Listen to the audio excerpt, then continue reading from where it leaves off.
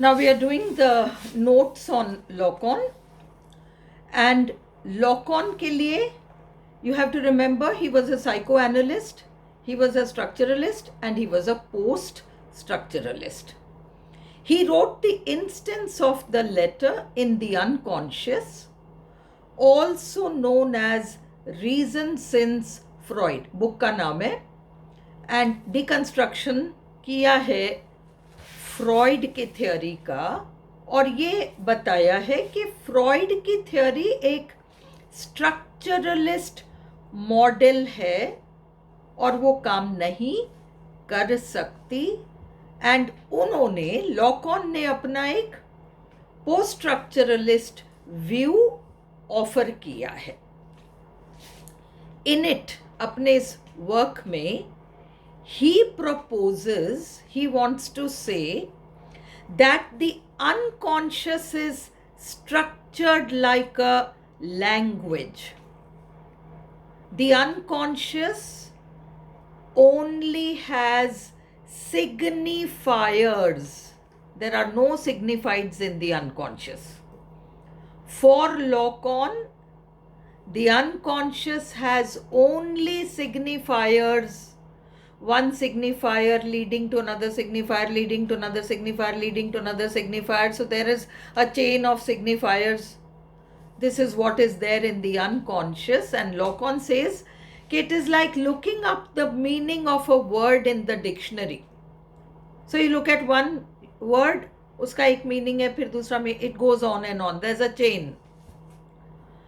इसलिए the unconscious is not a primitive or archetypal part of the mind separate from the conscious. वो कह रहे हैं ऐसा नहीं है कि कॉन्शियस तो डेवलप्ड अलग है और अनकॉन्शियस कोई प्रिमिटिव है, आर्कीटाइपल है. नो नो नो, अनकॉन्शियस ही सब कुछ है और वहां से कॉन्शियस ने जन्म लिया जिसको कि हम ईगो सेल्फ कहेंगे. Rather it is as complex and structurally sophisticated as consciousness itself, क्योंकि कॉन्शियसनेस ने जन्म लिया है इसी अनकॉन्शियस से. इन दिस आइडिया, लॉकॉन के इस आइडिया में सेल्फ मिसिंग है. The self is denied any point of reference. Self नाम की कोई चीज है ही नहीं. To which to be restored. अगर एक इमोशनली परेशान व्यक्ति साइको एनालिस्ट के पास जाता है तो वो जाता है तो वो ठीक होगा, तो क्या ठीक होगा? कोई सेल्फ नाम की चीज आनी पड़ेगी ना, ताकि अनकॉन्शियस से उठा हुआ जो कॉन्शियस सेल्फ है जो आज परेशान है वो ठीक हो जाए. तो सेल्फ को तो आना पड़ेगा, पर लॉकॉन की थ्योरी में वो सेल्फ गायब है. To which to be restored. Unconscious से अगर कॉन्शियस उठा है और उठा होगा तो वो कॉन्शियस सेल्फ जो कि अनकॉन्शियस पर बेस्ड था, फिर भी वो कॉन्शियस है, उसको एक और ऊंचे दर्जे पे जाना पड़ेगा, which is called the self. तभी तो वो ठीक होगा. वो है ही नहीं इसमें, लॉकॉन में. To which to be restored, to go to the level of self following trauma और एन आइडेंटिटी क्राइसिस. जब कोई ट्रॉमेटिक इवेंट होता है, आइडेंटिटी क्राइसिस, मैं कौन हूं, मैं क्या हूं, अनकॉन्शियस में ही हम घूम रहे हैं, तो हमारा एक सेल्फ उठकर आएगा कि नहीं, मैं ये नहीं हूं, मैं वो नहीं हूं, मैं इसकी तरह नहीं हूं, उसकी तरह नहीं हूं, मेरे माँ की तरह नहीं हूं, मेरे फादर की तरह, मैं हूं. वो सेल्फ भी तो उठकर आना है. तो व्यक्ति की बीमारी का कारण ये है कि मैं कौन हूं यही मुझे नहीं पता. तो वो सेल्फ की बात लॉकॉन नहीं कर पा रहे. His first official contribution to psychoanalysis was the mirror stage, formative of the function of I. I have explained this in a separate video that there are 3 stages: the real, the imaginary, and the symbolic. And the imaginary stage is the mirror stage in which the baby realizes and separates its self. I am the little other, these people are the big other. The imaginary order, which is the mirror stage, is one of the three terms of Lacan. There are three stages in the order. ये जो orders की बात कर रहे हैं इसको register theory कहते हैं. इसे रजिस्टर थ्योरी कहते हैं.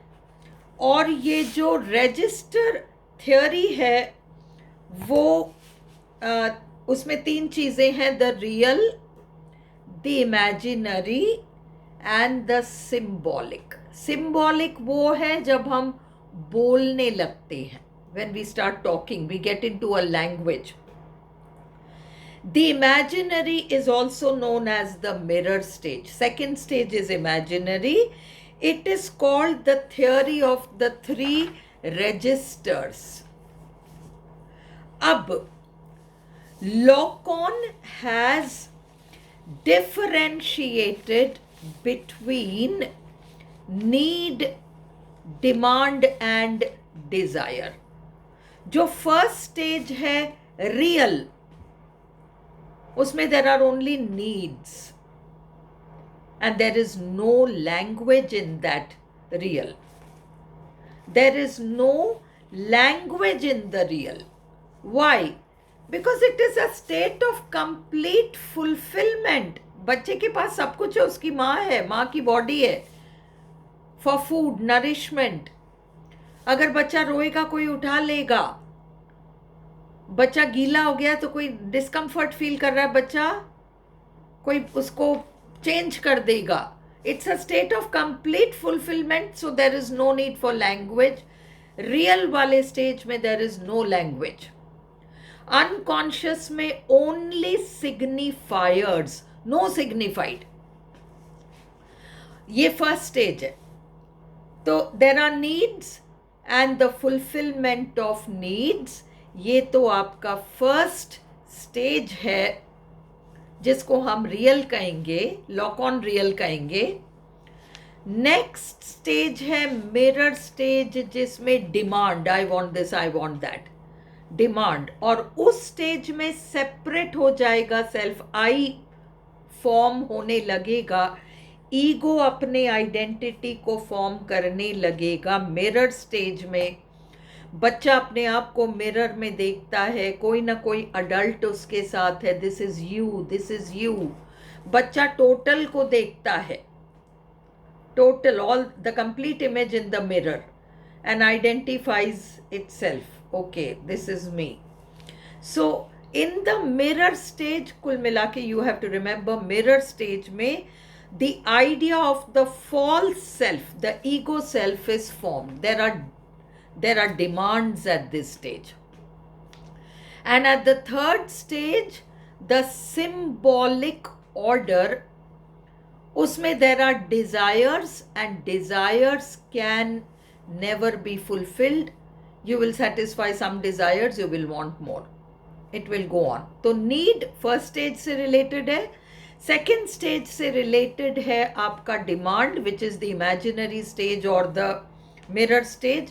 And third stage is the symbolic stage in which there is language and there are desires. Now what does Lacan say about the unconscious? The unconscious is structured like a language. Remember this sentence, very, very important. The unconscious is structured like a language. The unconscious is not a primitive or archetypal part of the mind, separate from the conscious linguistic ego. There are only signifiers in this unconscious.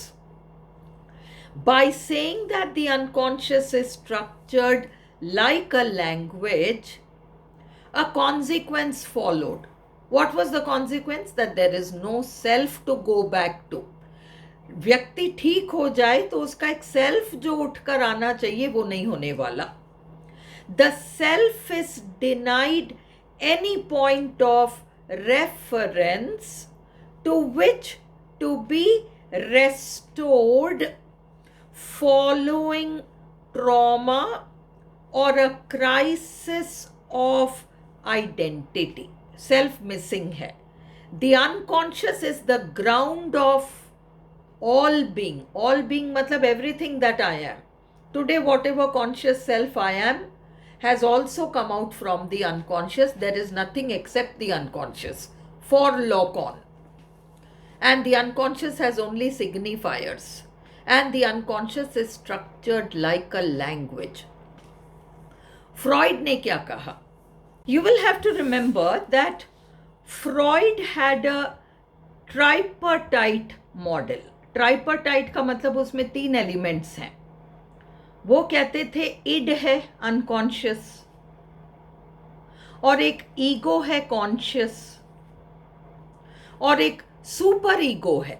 हमारे जो parents हैं वो सारा उनकी thoughts, उनके minds, उनका mindsets, उनका beliefs, वो सारा हमारे अंदर एक सुपर ईगो.